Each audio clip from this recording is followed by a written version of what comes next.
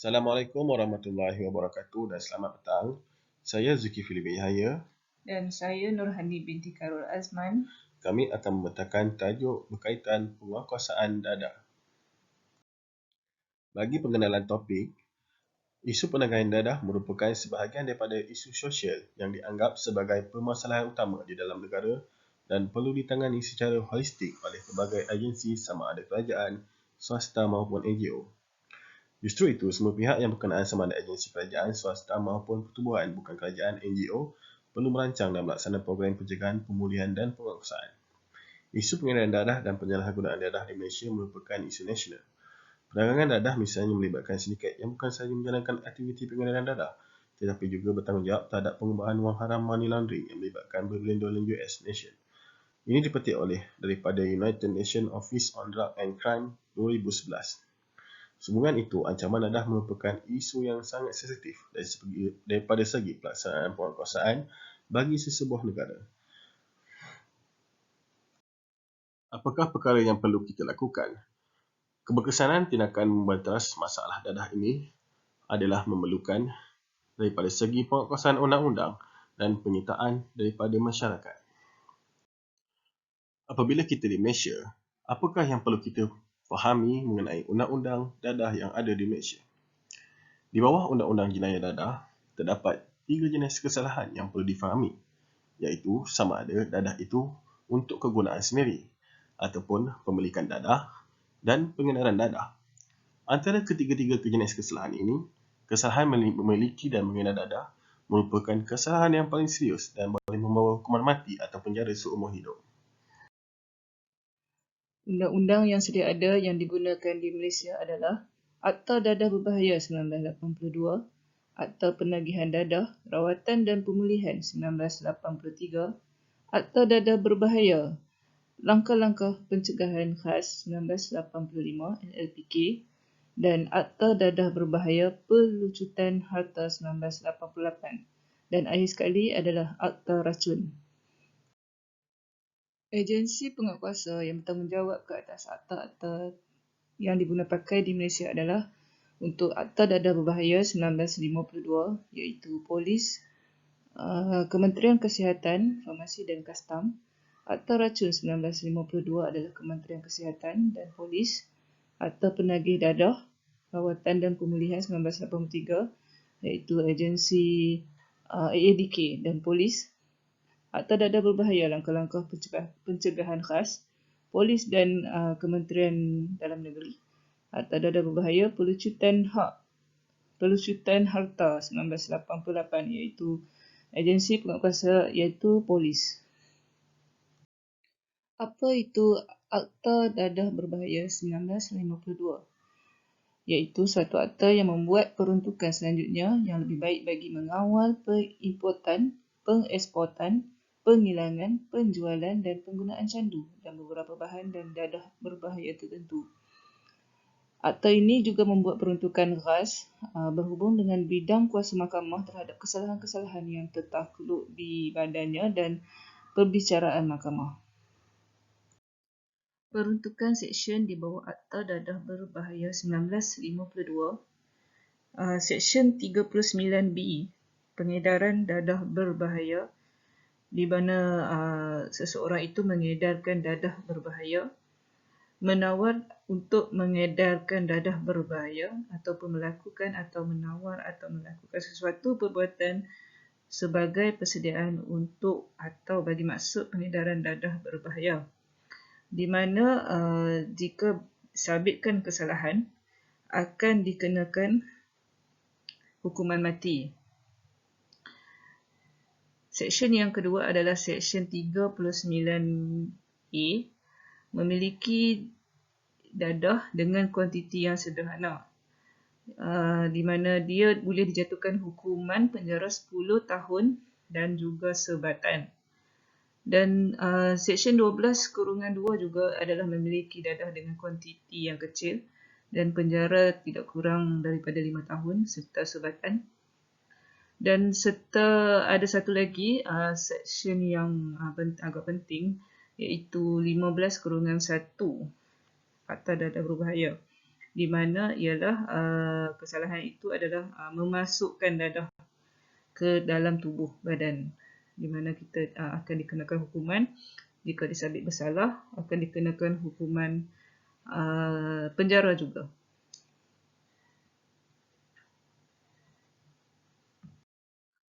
Peruntukan Seksyen 39B Akta Dadah Berbahaya 1952 di mana merupakan satu kesalahan jika disabitkan bersalah akan dihukum mati, iaitu kesalahan bagi mengedar dadah berbahaya, menawar untuk mengedarkan dadah berbahaya atau menawar untuk melakukan sesuatu perbuatan sebagai persediaan atau untuk bagi maksud mengedar dadah berbahaya. Bagi mana-mana yang melanggar Seksyen 1 adalah melakukan suatu kesalahan terhadap akta ini, dan jika disabitkan bersalah akan dijatuhkan hukuman sampai mati. Bagi pesalah kanak-kanak pula, peruntukan Seksyen 97 Akta Kanak-kanak yang digunakan, iaitu hukuman mati tidak boleh diumumkan atau direkodkan kepada seorang yang masih kanak-kanak. Jika disabit bersalah sebagai ganti hukuman mati, mahkamah hendaklah memerintahkan supaya seseorang yang disabit bersalah ditahan di penjara, hanya di penjara, selama yang diperkenankan oleh Yang di-Pertuan Agong. Dan jika kesalahan itu dilakukan di wilayah Persekutuan Kuala Lumpur atau wilayah Persekutuan Labuan atau Badan Diraja atau Yang di-Pertuan Negeri, jika kesalahan itu dilakukan di negeri itu. Seterusnya, Akta Penagih Dadah Rawatan dan Pemulihan 1983. Akta ini adalah pindaan daripada tahun 1998. Akta Penagih Dadah Rawatan dan Pemulihan 1983 dikubal bertujuan untuk memberi rawatan dan pemulihan kepada penagih-penagih dadah. Selain itu, merupakan proses rawatan lanjutan yang menitik beratkan pengawasan ke atas penagih-penagih bertujuan memastikan mereka tidak mengulangi penagihan mereka. Akta Dadah Berbahaya Langkah-Langkah Pencegahan khas 1985. Ini merupakan akta bagi membuat peruntukan mengenai tahanan pencegahan orang-orang yang ada kaitan dengan apa-apa aktiviti yang berhubung dengan atau yang membuat pengedaran dadah berbahaya. Okey, mari kita lihat apa itu Akta Dadah Berbahaya Langkah-Langkah Pencegahan khas LLPK 1985. Secara prinsipnya, seseorang hanya boleh dipenjarakan di penjara apabila mahkamah telah mendapati seseorang itu bersalah untuk kesalahan yang dituduh. Namun, di negara kita terdapat juga satu bentuk undang-undang di mana seseorang boleh ditahan untuk tempoh 2 tahun di penjara tanpa dibicarakan mahkamah. Undang-undang yang dimasukkan di atas adalah Akta Dadah Berbahaya.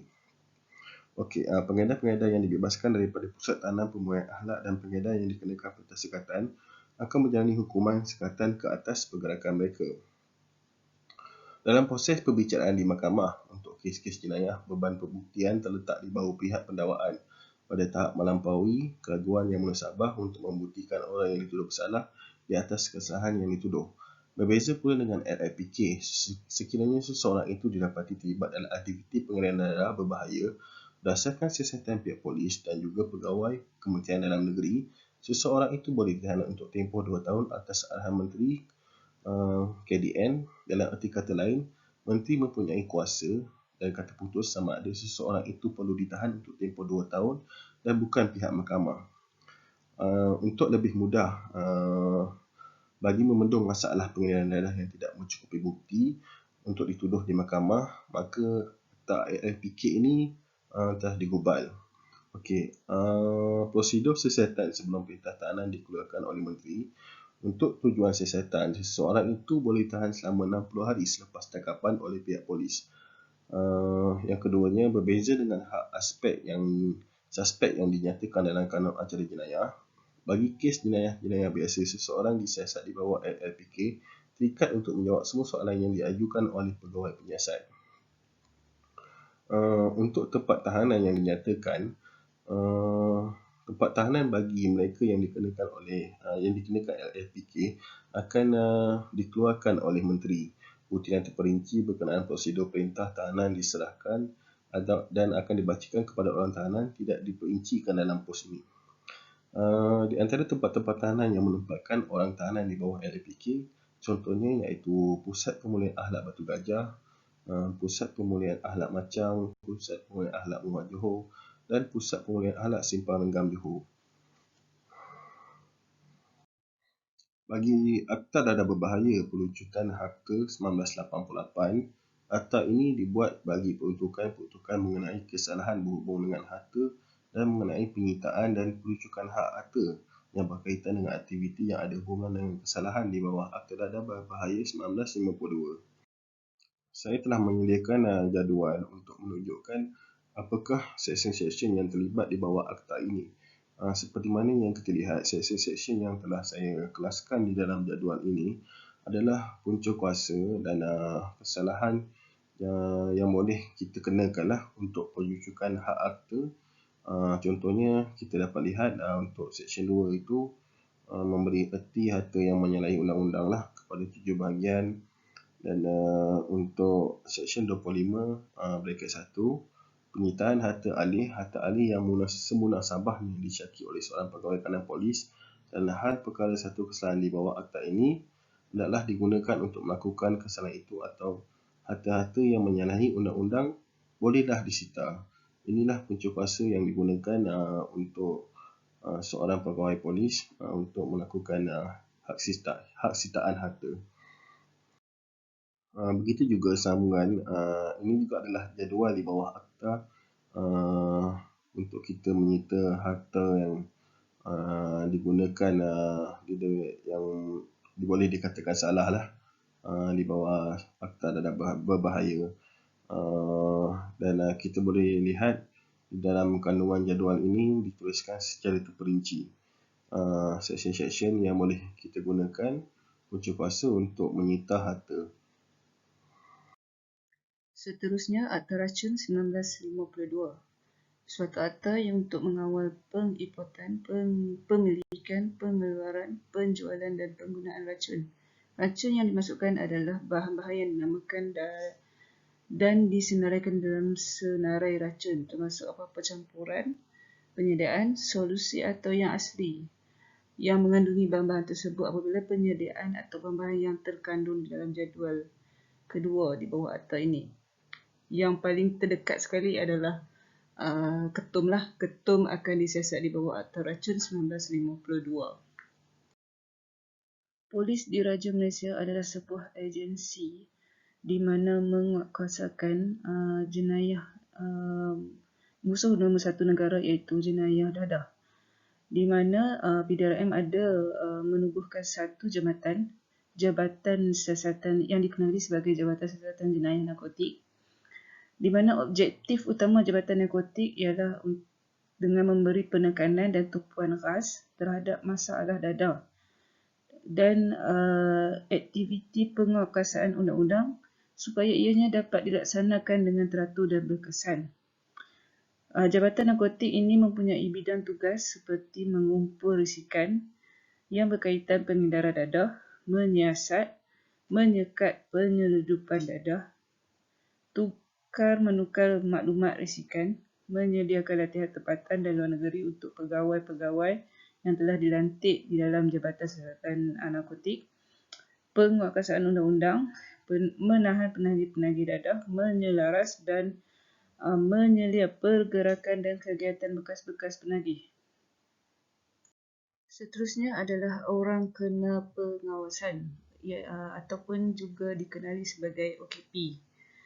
Seksyen 6/1B APD 1983 memerintahkan seseorang itu diletakkan di bawah pengawasan seseorang pegawai di tempat yang ditetapkan. Dalam perintah itu selama tempoh tidak kurang daripada 2 atau tidak melebihi 3 tahun. Di mana OKP ini perlu melaporkan diri kepada pihak polis ataupun EADK semasa dalam proses pengawasan.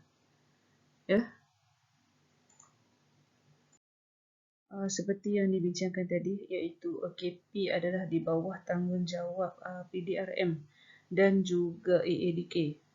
di mana OKP ini akan melaporkan diri ke balai polis yang berdekatan, di mana balai polis tersebut akan disediakan satu buku daftar untuk OKP tersebut dan sediakan fail peribadi beserta 2 kopi gambar dan juga terdapat borang-borang yang hendaklah dikemaskinikan.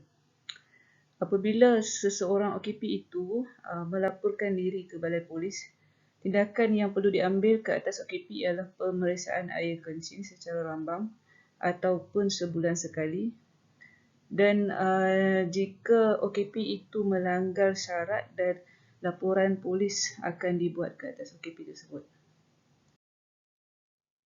Usaha yang dilakukan oleh Jabatan Siasatan Narkotik bagi membantras kegiatan jenayah dadah adalah dengan bekerjasama dengan Ketua Polis Balai mengikut kawasan sektor balai, di mana mereka akan meninjau dan memberi maklumat-maklumat pengedaran dadah kepada bahagian siasatan jenayah narkotik daerah dan merancang operasi untuk menjalankan operasi bagi ataupun serbuan ke atas target-target yang telah dirancang.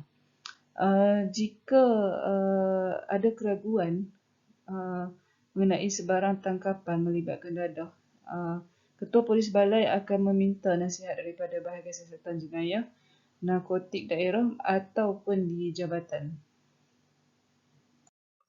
Seterusnya, agensi yang terlibat dalam pemerkosaan dadah iaitu Agensi Anti Dadah Kebangsaan ataupun AADK.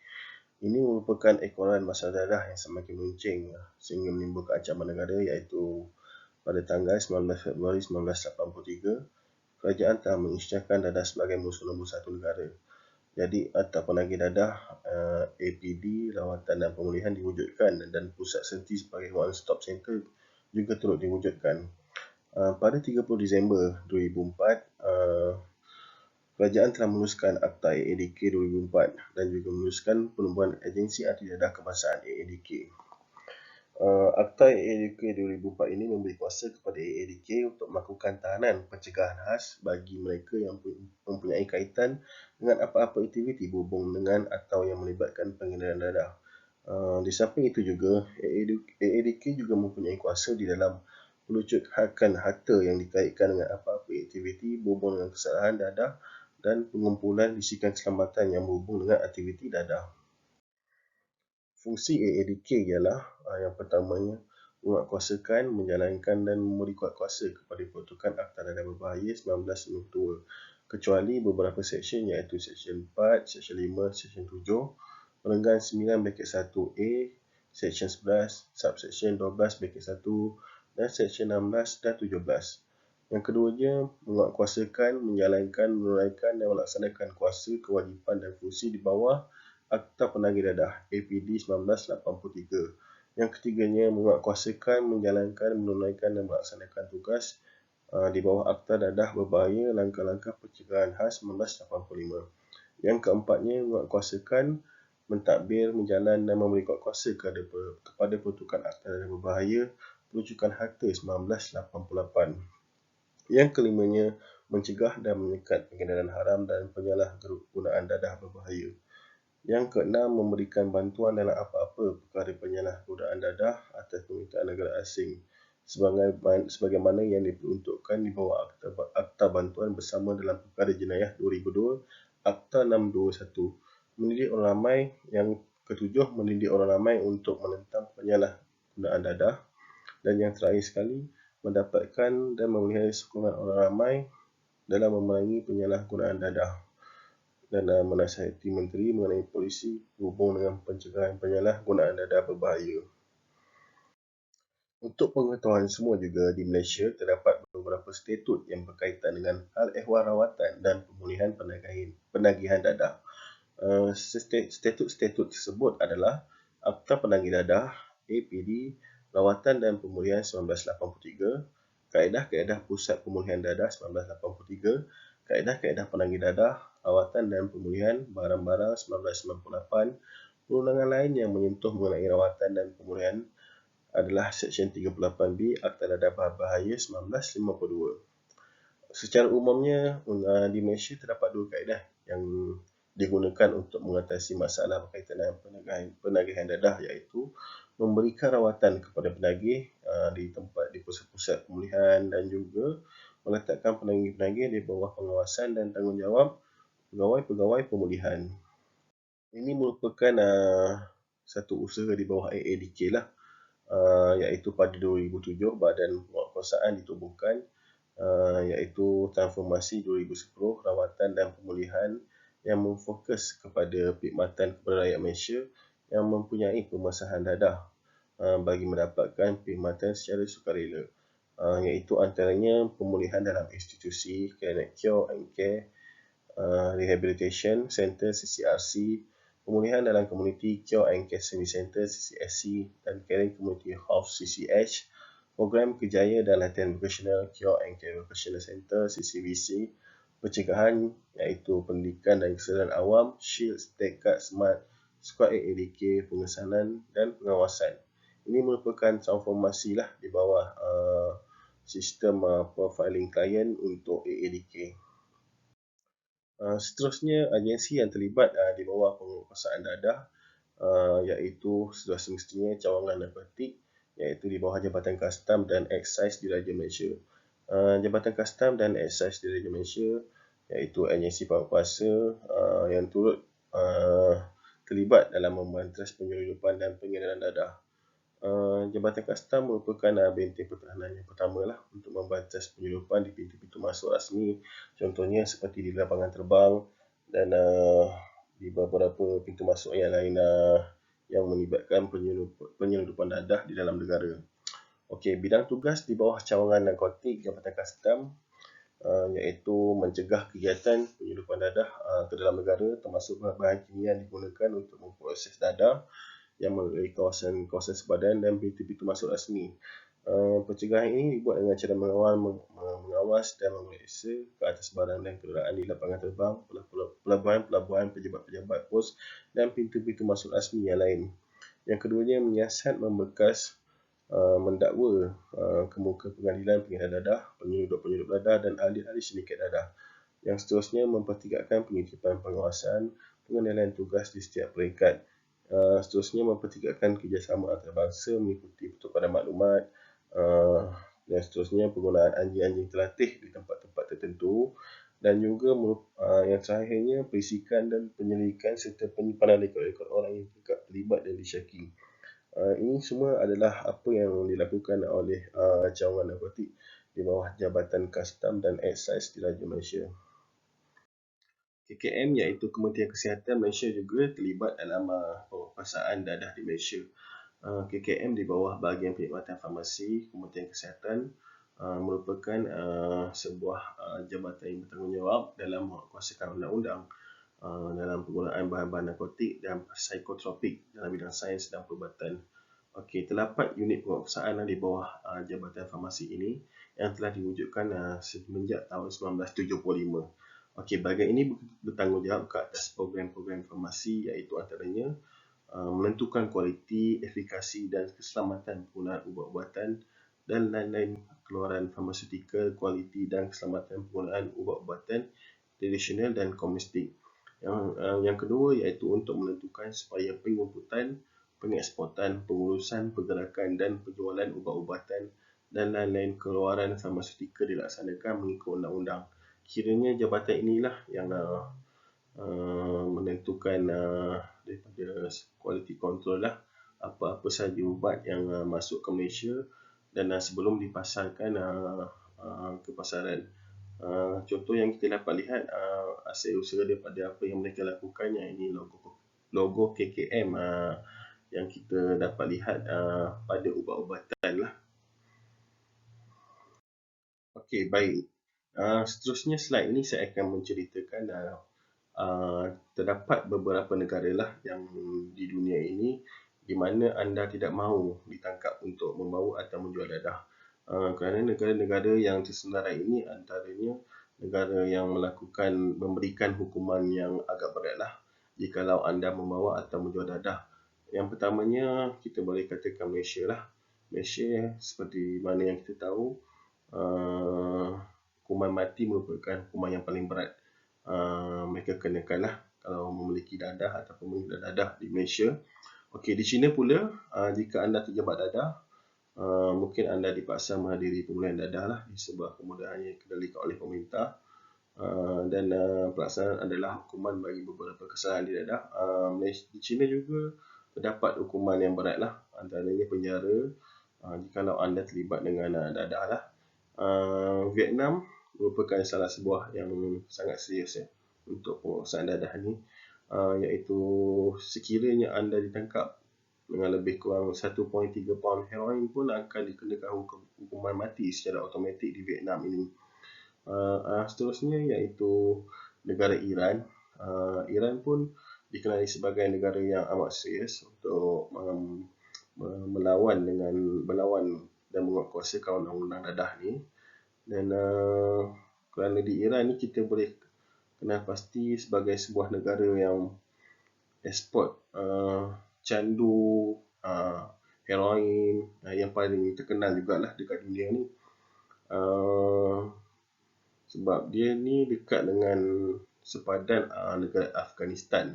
So Iran terpaksa memberikan denda yang besar dan dekat negara Iran juga kalau anda ditangkap mungkin akan dikenakan hukuman mati untuk dadah.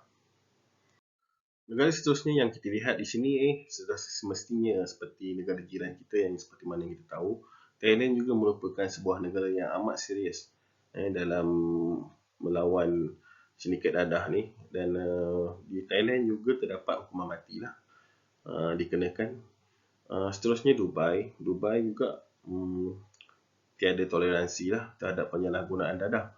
Dan di Dubai juga kalau kita lihat mereka mengenakan hukuman penjara lah untuk apabila anda mengedar dadah. Dan kalau di Dubai, seperti mana yang kita tahu, untuk kegagalan ujian ubat yang kita jual tu pun boleh menjadi alasan betapa dia sensitif berkaitan dengan dadah ni. Okey, di Arab Saudi ni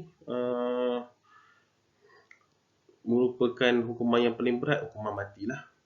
Seperti mana yang kita tahu, Arab Saudi merupakan sebuah negara Islam di dunia dan dadah ni merupakan sesuatu yang haram lah, termasuk dengan alkohol, dan dia amat menitik beratkan mengenai penguatkuasaan untuk dadah ini. Okey, di Singapura kita boleh katakan Singapura pun ada hukuman mati. Dan di Singapura ni kalau anda ditangkap dengan jumlah yang kecil pun boleh disabitkan dengan hukuman mati di Singapura ni. Okey, di Kemboja juga sebuah negara yang amat ketat mengenai undang-undang dadah, iaitu kita sendiri tahu di Kemboja ni pun mewajibkan hukuman mati dan akan dikenakan penjara. Dan kalau untuk pengetahuan anda, paling takut sekali kalau kita nak kena penjara di Kemboja ataupun di Thailand, sebab penjara mereka ni sangat-sangat daif lah. Okey, negara seterusnya yang kalau boleh kita tak nak kena tangkap iaitu di Indonesia lah. Indonesia juga mengenakan hukuman mati jikalau anda terlibat dengan penjualan dadah. Dan untuk pengetahuan semua, sekiranya anda dicakap memiliki ganja dekat Indonesia ni, dia boleh penjara sehingga sampai tahap 20 tahun. Undang-undang dadah di Indonesia adalah sangat keras ya. Di Laos, sekiranya anda terjebak dengan dadah di Laos, anda boleh membayar $35,000 lah.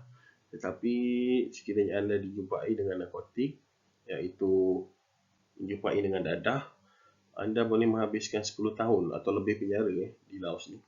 Okey, Korea Utara. Sebagaimana yang kita tahu, Korea Utara ni merupakan sebuah negara komunis dan sukar untuk kita masuk.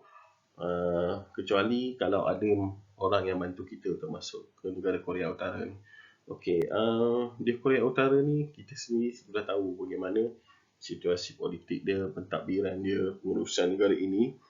memang anda tidak mahu ditangkap di Korea Utara dan bermasalah dengan dadah, sebab kalau ditangkap, pertamanya akan dikenakan penjara di sana lah dengan tempoh yang sangat-sangat lama, dan selepas itu tak ada keadilan di dunia ni yang boleh bantu anda lah selain Tuhan lah. Harapkan doa je lah. Sebab negara ni adalah negara yang tertutup, jadi campur tangan daripada luar memang amat sukar sekali kalau dikenakan hukuman terlibat dengan dadah di sini.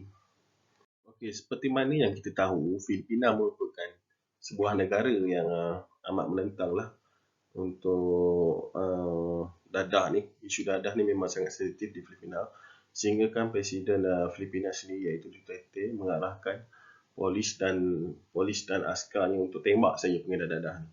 Dan of course di Filipina juga pengedar dadah akan dikenakan hukuman mati lah, kerana di Filipina ni antara masalah yang paling parah sekali ialah dadah. Okey, di Turki hukuman kerana memiliki dadah termasuk denda besar dan hukuman penjara yang panjang.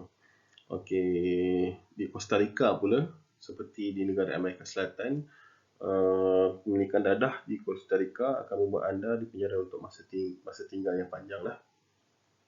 Seterusnya, negara yang terakhir yang kita tidak mahu ditangkap terlibat dengan dadah iaitu Colombia.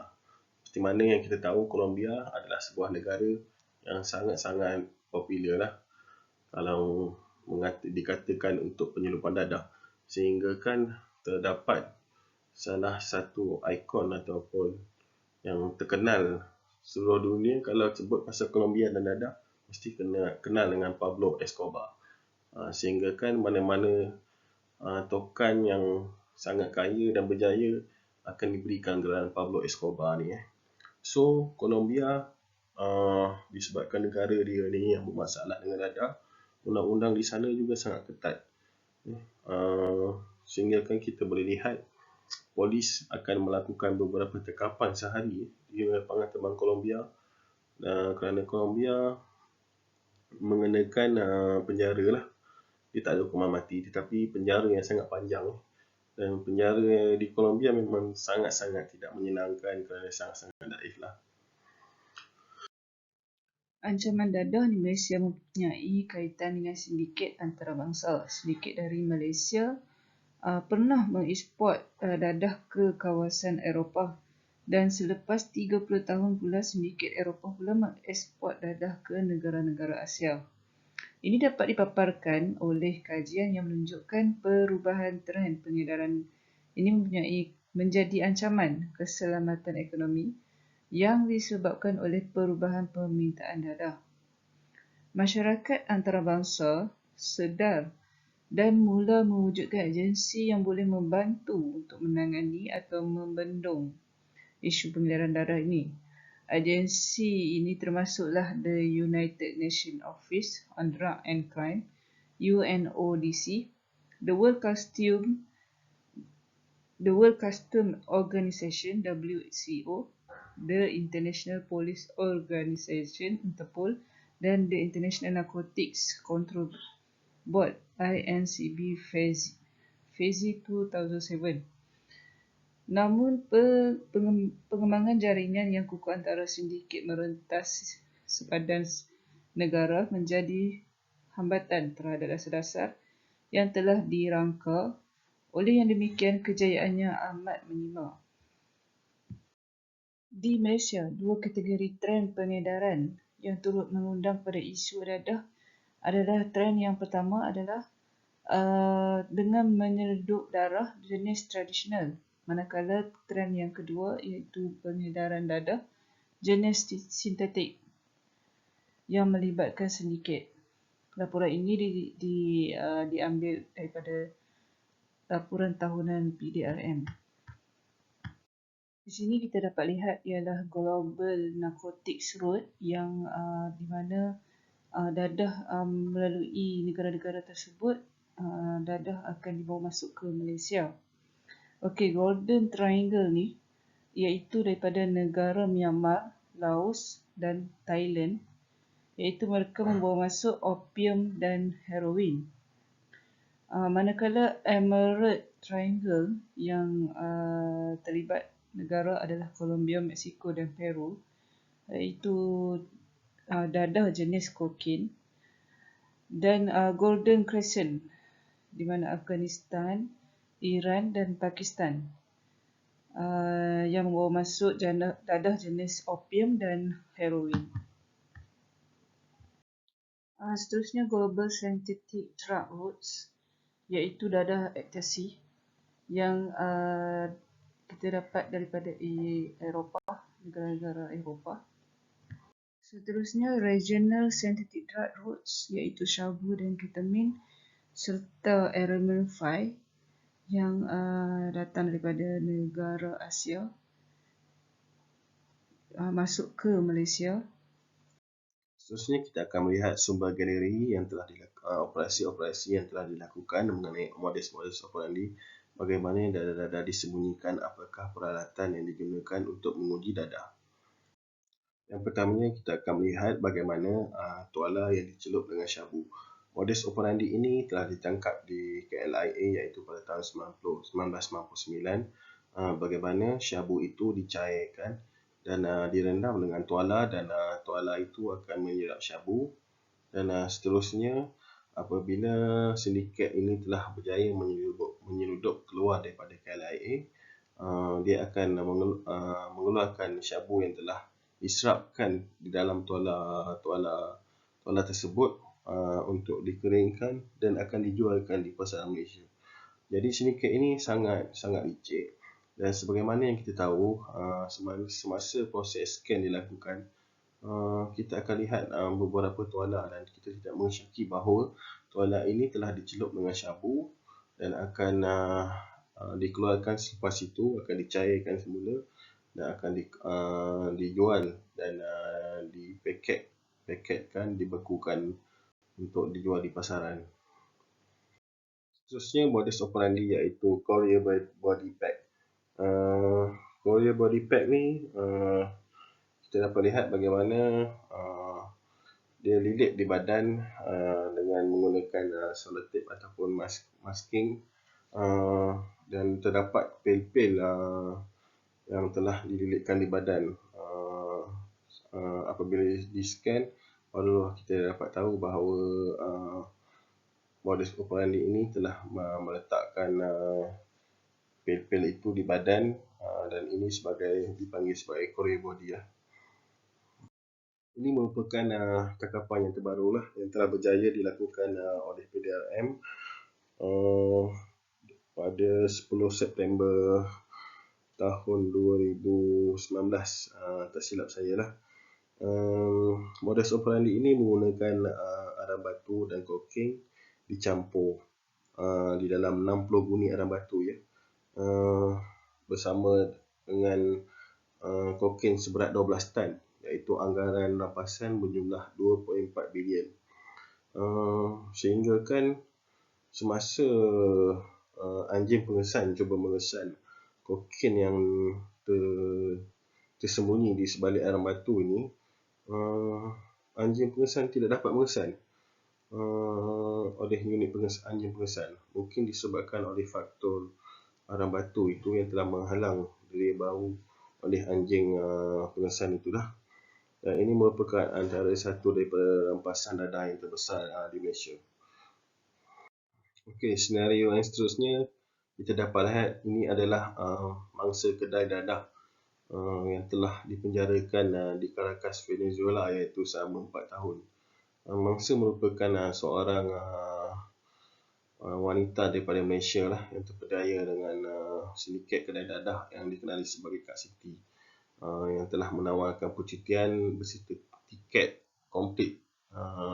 Dia tinggal pergi je tanpa yang disedari. Dia telah bawa sebuah beg yang mengandungi kokain seberat 2.2 kg daripada sindiket kedai dadah inilah. Ini adalah satu mangsa kedai dadah, dan kita dapat lihat keadaan dia dipenjara di Caracas, Venezuela. Dan untuk makluman semua, apabila kita berada di lapangan terbang, adalah penting untuk kita alert atas apa yang berlaku di sekeliling kita. Kerana kita tidak tahu, kadang-kadang datang seorang yang OKU ataupun seorang yang sudah berusia, saya nak minta tolong awak tarik beg saya untuk melepasi checking, tapi kita tidak tahu kandungan yang berada di dalam beg tersebut. Jadi apabila kita berada di lapangan terbang, kita seharusnya berhati-hatilah. Okey, seterusnya modus operandi iaitu menyembunyikan dadah di dalam teh. Ini antara satu sindiket teknik yang barulah yang digunakan oleh sindiket dadah, iaitu menyembunyikan dadah di dalam teh. Iaitu lapasan ini dilakukan pada tahun 2019 lah, iaitu oleh unit Risikan Operasi Jabatan Siasatan Jenayah Narkotik yang dilakukan yang sebuah dilakukan di Hentian Rehat dan Lawat di Lebuh Raya Sungai Buloh, telah menemui iaitu 92.7 kg disyaki ketamin di dalam 90 paket bungkusan teh Cina. Dan untuk makluman, jumlah ketamin ini cukup untuk dibekalkan kepada 300,000 penagih. Dan ini adalah satu rampasan yang besar lah. Nilai keseluruhan rampasan dadah lebih kurang 90.1 juta. Okey, untuk makluman semua, ini merupakan salah satu peralatan yang digunakan oleh Jabatan Siasatan Jenayah Narkotik lah, iaitu pada tahun 2018 Jabatan Siasatan Jenayah Narkotik telah menerima sebuah peranti pengesan bahan kimia iaitu dipanggil TrueNet yang dapat mengesan dadah sumbangan pentadbiran pemerkosaan anti dadah DEA Amerika Syarikat. Alat ini berupaya mengesan sehingga 5,000 jenis bahan kimia, iaitu merangkumi jenis-jenis dadah dan bahan-bahan ditupan. Alat ini sangat berkesan dan tepat dalam mengesan dadah lah. Dan untuk makluman, JSJN telah menjalinkan hubungan dengan DEA sejak tahun 2004 dan mencatatkan 45 kejayaan operasi setakat ini, dan telah merampas pelbagai jenis dadah. Alat ini digunakan untuk menguji dadah dan dia sangat berkesan. Seterusnya ialah petikan daripada surat khabar yang kita ambil daripada bernama pada tarikh 23 Oktober baru-baru ini, di mana di sekatan jalan raya iaitu Taman Bukit Rawang Jaya, di mana polis menemukan 4 paket plastik sinar mengandungi dadah jenis syabu, 20 biji pil Aramin 5 yang kesemuanya dianggarkan bernilai RM2,000. Suspek ini telah melanggar sekatan jalan raya yang telah dibuat dan seterusnya dapat ditahan sekitar STR tersebut. Dan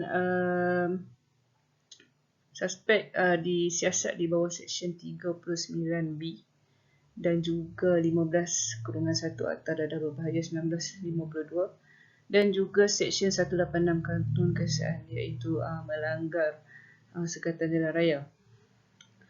Dan baru-baru ini juga pada 20 Oktober iaitu di Langkawi, di mana di terminal feri iaitu terminal feri penumpang Kuah menemukan dadah jenis heroin dan syabu yang bernilai RM128,800, di mana anggota polis menemukan satu lelaki Melayu yang membawa beg dan yang mempunyai bungkusan plastik sinar yang berisi dadah jenis heroin 2.27 kg. Dan suspek juga disiasat di bawah Seksyen 39B Akta Dadah Berbahaya 1952. Yang ini antara kejayaan-kejayaan polis Diraja Malaysia lah bagi penguatkuasaan jenayah dadah ini. Seterusnya adalah pada 22 Oktober menerusi operasi Ok Binting. Ok Binting yang telah dijalankan oleh pasukan keselamatan di Malaysia yang terdiri daripada pasukan ATM, PDRM dan AXM yang merampas 2.25 tan metrik daun ketum bernilai RM96,157 di sepadan Malaysia Thailand, dan juga menemukan 9 guni putih mengandungi daun ketum seberat 270 kilogram bernilai RM8,100 yang disembunyikan di dalam rumah di Perlis, ya. Seterusnya adalah pasukan tentera darat yang beroperasi di Durian Burung menemukan 16 guni daun ketum seberat 480 kg yang cuba diseludup ke Thailand menggunakan motosikal dengan nilai rampasan dianggarkan berjumlah RM18,400. Dia menggunakan hanya motosikal sahaja untuk ke sepadan Thailand dengan ketum yang seberat 480 kg. Bayangkan, ya. Thailand yang mengenakan hukuman yang hukuman yang berat yang tak silap saya adalah hukuman mati bagi penanaman ketum. Jadi mereka akan menyeludup ketum daripada Malaysia untuk masuk ke Thailand. Seterusnya adalah semalam pada 22 Oktober juga terdapat juga mereka menemukan ketum seberat 1.5 tan metrik bernilai RM69,657 di berhampiran dengan Bukit Kayu Hitam. Ya, modus operandinya adalah tekong berkenaan meletakkan daun ketum tersebut di lokasi yang dirancang dengan menggunakan 2 buah kenderaan sebelum seseorang mengambilnya daripada Thailand lah. Jadi dia menggunakan orang Thailand, dan tekong berkenaan akan menghantar daun ketum tersebut ke seberang sana.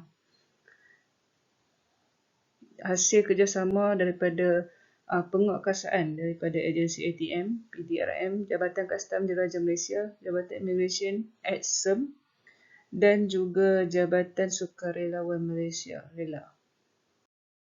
Okey, sekian, terima kasih.